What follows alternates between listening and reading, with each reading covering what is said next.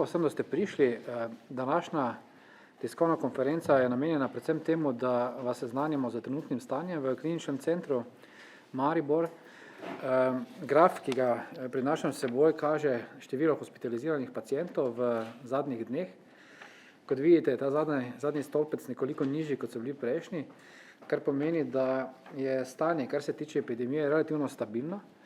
Število pacientov v zadnjih dneh, mogoče celo tednih, nekako niha. To kaže še posebej ta graf, ki vidite, zadnja nazobčana krivulja kaže na to, da se število ne viša bistveno.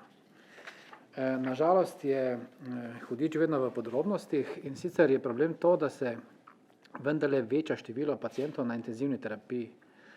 Teh je danes 24 v naši ustanovi, kar je največ v zadnjih tednih in tudi številke na nacionalnem nivoju so takšne, da je največji problem število pacientov, ki potrebujejo intenzivno terapijo, govorim seveda o COVID pacientih. Seveda to pomeni, da moramo za intenzivne paciente poskrbeti maksimalno in če še enkrat ponovim podatek, pred krizo je bilo v naši ustanovi na voljo za vse paciente pred COVID krizo 27 intenzivnih postelj.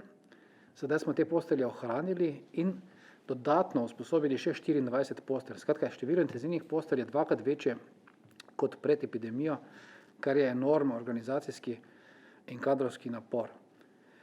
Kar se tiče števila ljudi, ki skrbijo za COVID paciente, lahko povem to, da je v tem trenutku na ta delovišče razporejenih približno 180 ljudi, 42 zdravnikov, ostalo medicinske sestre in ostalo osebje, in da to predstavlja približno 10% našega kadra. Seveda zaradi tega temu primerno tudi zmanjšanje izvajanja programov v naši ustanovi. Napravili smo natančno analizo v primerjavi z podatki, ki smo jih napovedali pred 14 dnevi, pred tednom dni. Stanje je nekoliko boljše. Skratka, uspeli smo realizirati približno 90 do 95% programa v tem času. Skratka, ves čas skrbimo tudi za ne-COVID paciente v maksimalnem možnem obsegu. Seveda je aktualna situacija tudi na področju pediatrije. Tukaj bo več povedal docent Dolinšek, tako da mu jaz dajem besedo. Kasneje pa se dotaknemo še cepljenja in ostale problematike. Ja, najlepša hvala. Verjetno se premaknem sem. Zdaj že nekako 14 dni nazaj smo se malo pogovarjali in zaznavali povečano število respiratornih infektov, kar pa se dejansko vleče že tudi od začetka letošnjega poletja. Pediatrija je ena taka precej sezonsko pogojena stroka veda, kjer običajno v zimskem času ogromno otrok zboli z respiratornimi infekti, s pljučnicami, pa tudi zelo dosti z driskami. Lansko leto pa se je zaradi ukrepov, ki so bili posledica epidemije covida pri odraslih, se je to popolnoma obrnilo, ker so bili tudi otroci zaradi ukrepov zaprti, torej niso se družili v vrtcih, niso se družili v šolah in potem je bilo izredno malo teh prenosov med njimi. Letos poznamo, šole so ostale odprte, pustimo zdaj, koliko otrok je v tem trenutku v karantenah po celi Sloveniji, ampak šole in vrtci ostajajo odprti in otroci, ki se lansko leto niso prekužili, so zdaj rečemo imunsko čisto v redu, ampak nekoliko manj seznanjeni z mikroorganizmi, so se zdaj začeli relativno pospešeno okuževati od svojih vrstnikov in nekako zdaj že vidimo tak začetek epidemije teh respiratornih infektov, ki je običajno nekje pri nas vrh dosegal v zimskih mesecih, celo v drugi polovici zime, začelo pa se je nekje oktobra, novembra, tokrat pa imamo kar precej bolj zgodaj ta začetek vala. Zdaj, morda je v Sloveniji val različno velik, kolegi v Ljubljani poročajo o izrednem prenatrpanju prostorov, predvsem na njihovi intenzivni. Pri nas na srečo v UKC Maribor še nismo tako daleč, je pa res, da je že v tem trenutku, mislim, da imamo 6-7 otrok z RSV, to so majhni otroci, ki so odvisni od kisika. Dobro, nekaterim se stanje izboljšuje in bodo v kratkem šli domov. Tudi imamo eno srečo vizavi kolegov v Ljubljani, da COVID pljučnic ali pa težkih oblik covidnih okužb pri otrocih v Mariboru zaenkrat nimamo. So ambulantno zdravljeni otroci, pridejo pozitivni, pa vendarle niso dihalno tako ogroženi. Je pa res, da to, kar zdaj vidimo, ta začetek nekega vala okužb, predvsem z respiratornim sincicijskim virusom, nakazuje, da nas čaka še precej napeta zima za otroke, starše in pa seveda nas, ki se pač trudimo, da bi jih čim prej pozdravili. Namreč ta RSV virus je za otroke, to se je zdaj pa že izkazalo, saj nekaj časa že poznamo to korono, precej bolj nevaren. Otroci prihajajo v slikah hude dihalne stiske, nekateri tudi pristanejo na respiratorju. Ves čas smo se pogovarjali o respiratorjih za bolnike z okužbo SARS-CoV-2. Mi smo imeli letos že 2 intubirana tudi zaradi tega, tako da se bojimo, kaj bo, ampak to ni nič takšnega, kar se ne bi dogajalo prejšnje zime, razen z to malenkostno podrobnostjo, kot smo prej slišali, podrobnosti so pomembne, lansko leto ogromno otrok se ni okužilo in ta val bomo pač letos mi doživeli. Trudili se bomo po najboljših močeh, to nekako skrbeti vse te otroke, zaenkrat, kot sem rekel, nam dobro kaže. Dodatno pa morda še ena druga epidemija, o kateri smo govorili, pa smo spet malo pozabili, pač ker je korona vendarle tako non-stop v ospredju, je ta epidemija pedopsihiatričnih težav oziroma psihičnih težav otrok in mladostnikov. Mi smo se dogovorili tukaj znotraj UKC in povečali kapaciteto teh otrok za 30%, torej zdaj imamo 13 postelj, ampak imamo 15 otrok, ki in čakajo v vrsti in se k nam premeščajo iz Ljubljane, ker tudi tam nimajo prostora. In šola se je šele začela in te težave običajno izbruhnejo šele, ko se začnejo ocene in ko se pritiski v šoli stopnjujejo. Tako da eni 2 taki epidemiji v pediatriji nas čakata, ena, ki je klasično zimska, respiratornih okužb, no seveda tudi rotavirus, ampak nismo jih imeli lani, tokrat zdaj pred kratkim je bil en. To nas čaka, ampak ta pedopsihiatrični val, ta bo pa trajal še nekaj časa. Upamo pač, da ne bo presegel naših kapacitet, kot že rečeno, se pa trudimo, da bi vse to oskrbeli. Mogoče bi kar z vprašanji začeli. Ali kakšno vprašanje? Nobenega vprašanja? Danes se pač po smrti te 20-letnice v Ljubljani veliko govori o stranskih učinkih cepiva in cepljenja. Ste v UKC Maribor že zdravili kaj takih bolnikov s temi stranskimi učinki, kateri, koliko jih je bilo, kako je zdravljenje potekalo? Ja, ta podatek seveda nas je tudi pretresel, ta novica o smrti mlade ženske. Skratka, to je seveda tragična stvar. Mi smo napravili analizo, pravzaprav ves čas delamo. V naši ustanovi je bilo doslej cepljenih 18.000 ljudi. 18.000 ljudi. Od tega jih je bilo 3.100 cepljenih z cepivom Janssen. In v vseh teh 18.000 cepljenih smo seveda beležili stranske učinke, približno 2-3%, ampak niti eden stranski učinek ni bil takšen, da bi zahteval hospitalizacijo. Skratka, 18.000 cepljen, 3.100 za cepivom Janssen, brez pomembnih stranskih učinkov in brez potrebe po hospitalizaciji. Tako da, seveda je potrebno ta primer še dodatno raziskati. Mi natančne analize še nismo prejeli, uradnega stališča NIJZ še nimamo. Koga pa bomo seveda tudi ustrezno odreagirali.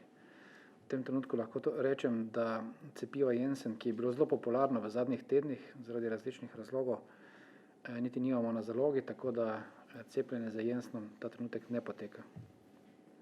Se pravi, zaradi Janssena v vaši ustanovi ni bil zdravljen nihče.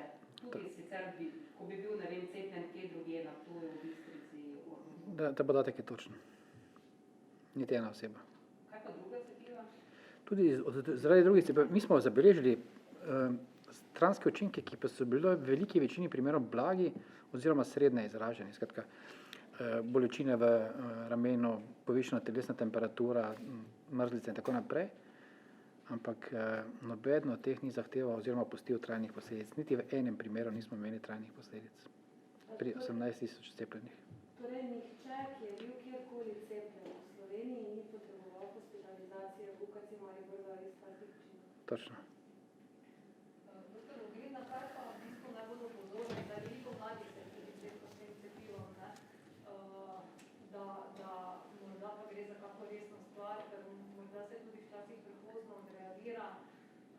Zdaj so še tudi viroze, ne, bruhanja, slabosti in tako dalje, pa se ne povezuje morda z cepljenjem, ne? Na kaj naj bodo pozorni, recimo ti, ki so se zdaj cepili?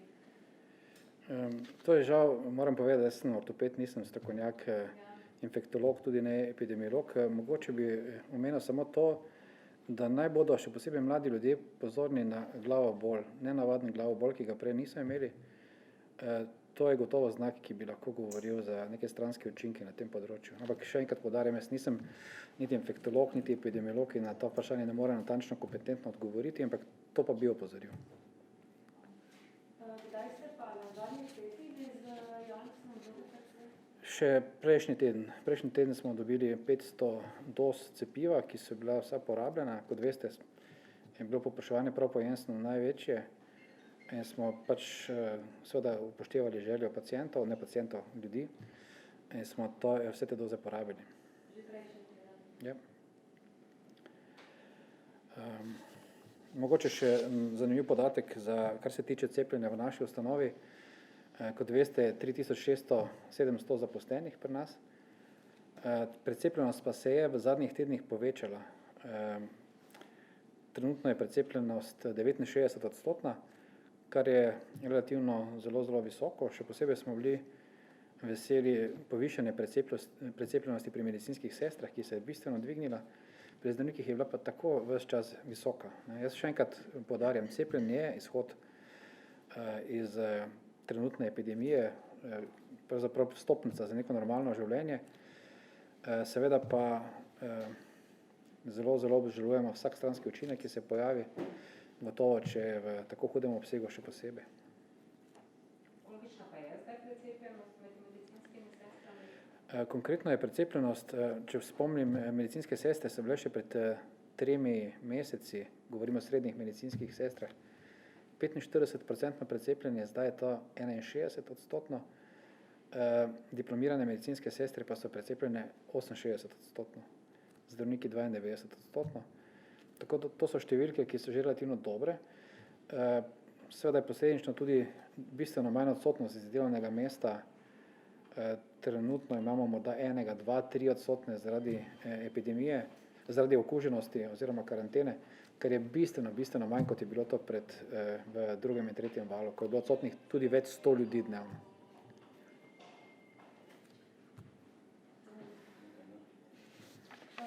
Zdaj, morda še to vprašanje, zdaj ste dejali, da to njeno osebno mnenje, da bi bilo morda pametno narediti tudi uporabo drugega virusnega cepiva, torej AstraZeneca.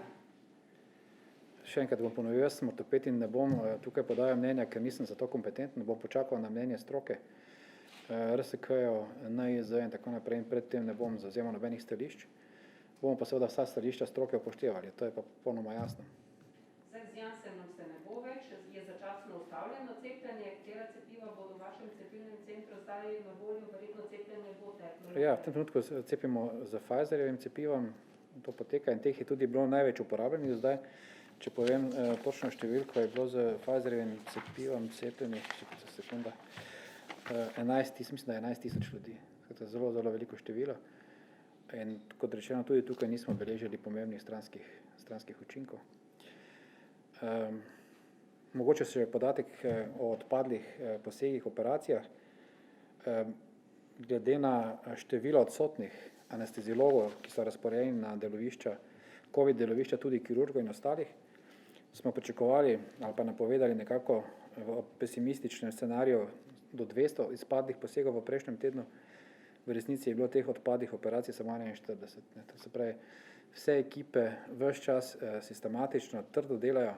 Tu še posebna zahvala anesteziologom in kirurgom, seveda tudi medicinskim sestram, inštrumentarkam, anestezijskim sestram, ki skrbijo za te paciente in dejansko vlagajo enormne napore, da skrbimo ne samo za COVID paciente, ampak tudi za ne COVID pacijente, ki našo pomoč nujno potrebujejo. Tu bi še enkrat poudaril, ne odpadajo nujne operacije, ne odpadajo operacije pri karcinomskih bolnikih, zdravljeni so vsi pediatrični pacijenti in tako naprej, onkološki pacijenti, tukaj spada ni. Gospod Vodinče, še lahko mogoče pojasnite, če sem vas prav razumela, torej na COVID oddelku število hospitaliziranih upada, narašča pa na intenzivni terapiji. Rekli ste 24 postelj je trenutno zasedenih od vseh tistih, ki ste jih prej našteli, koliko je pravzaprav namenjenih COVID-nim bolnikom? Bom še enkrat povedal, številke niso stabilizirane, nekako žaga v zadnjih tednih. V tem trenutku je v naši bolnišnici 55 hospitaliziranih COVID pacientov, od tega je 24 potrebuje intenzivno terapijo. Poleg tega mi zagotavljamo še 25 intenzivnih postelj, ki so namenjene za ne-COVID pacijente. Tako da v tem trenutku so zasedene tako rekoč čisto vse postelje za ne-COVID pacijente, 25, in tudi vse postelje za intenzivne postelje za COVID pacijente. Seveda pa, če bo potrebno, bomo odpirali dodatne postelje za COVID pacijente, ki potrebujejo intenzivno terapijo, in v tem primeru se bo proporcionalno zmanjševal program za elektivne operacije, posege, ambulantne preglede in tako naprej. Brez tega ne gre, ker če ti nekje kadar vzameš, ga razporediš na COVID delovišče, ga moraš nekje vzeti, in brez tega, da se zmanjšujejo programi, v tem primeru ne bo šlo. Kakšna je struktura ljudi, ki potrebujejo intenzivno terapijo, so to glavno čezmeraj necepljeni? Ja, v tem trenutku je situacija taka, da od teh 24 pacientov je samo eden, ki je polno cepljen, eden je nepolno cepljen, vsi ostali pa so necepljeni. Tako da je ta odstotek nekje 95–90% je necepljenih. Povprečna starost je 66 let, trenutno v intenzivni terapiji, na akutnem oddelku pa nekoliko manj, mislim, da je 63 let, ampak so seveda nekateri pacienti tudi mlajši, tudi mlajši od 40 let. Tako da borimo se za vsako življenje posebej. In naše ekipe delajo zelo, zelo dobro, tako da pohvala tudi tem, ki delajo za COVID pacienti na intenzivni terapiji in akutnih oddelkih. Seveda smo napram drugemu in tretjemu valu še izboljšali učinkovitost našega dela, skrajšali čas hospitalizacije in tako naprej. Marsikaj smo se tudi sami naučili, tako da lahko zelo kategorično trdim, da za COVID paciente je odlično poskrbljeno, res odlično poskrbljeno. Naša glavna skrb je, da v tem času ne moremo poskrbeti za ne-COVID paciente, prav zaradi tega, ker jim zasedajo prostor COVID pacienti. To je naša glavna skrb.